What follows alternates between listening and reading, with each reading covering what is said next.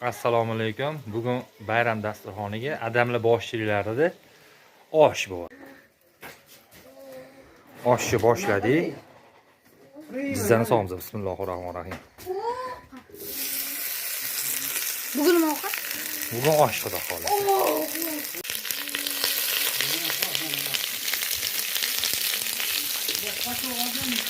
Qozonga mana dumbada yog' chiqishi boshladi o'zi mana xudo xohlasa. Mana olovlarimiz yonib turibdi. Assalomu alaykum. Bugun oila dasturxoniga osh qo'yamiz mana osh. Osh.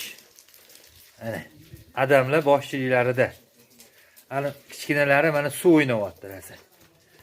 Biz osh qo'yamiz mana. Masalalarni tayyorlab qo'yganmiz mana. Savizi, go'sht, piyoz tayyor. Zaravorli hammasi tayyor. Jizzamiz tayyor bo'lyapti. Hozir dumba yerib jizza bo'lyapti.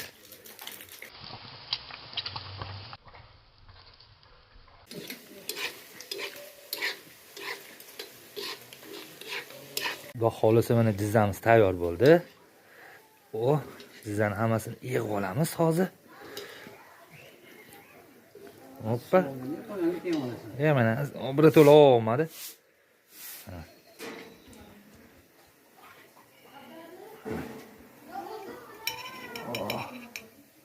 Mana jizza tayyor bo'ldi. Yana jizzani ustiga to'ralgan piyozni qo'yamiz. Jizzani ustiga piyozni qo'yib, bir tuzimiz bor mana. Tuzni olib sepamiz.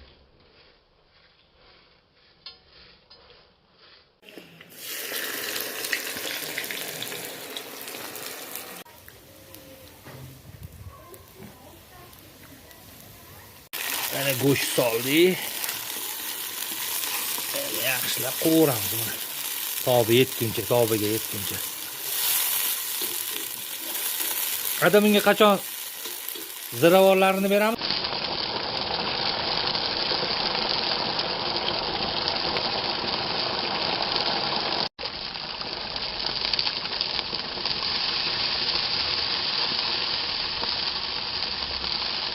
Mana savozini sovib oldik.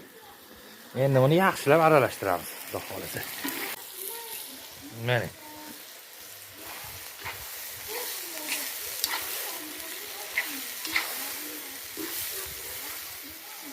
Yaxshilab qovuramiz uni. Tobi yetguncha. Обязательно adamlarni boshchilarida.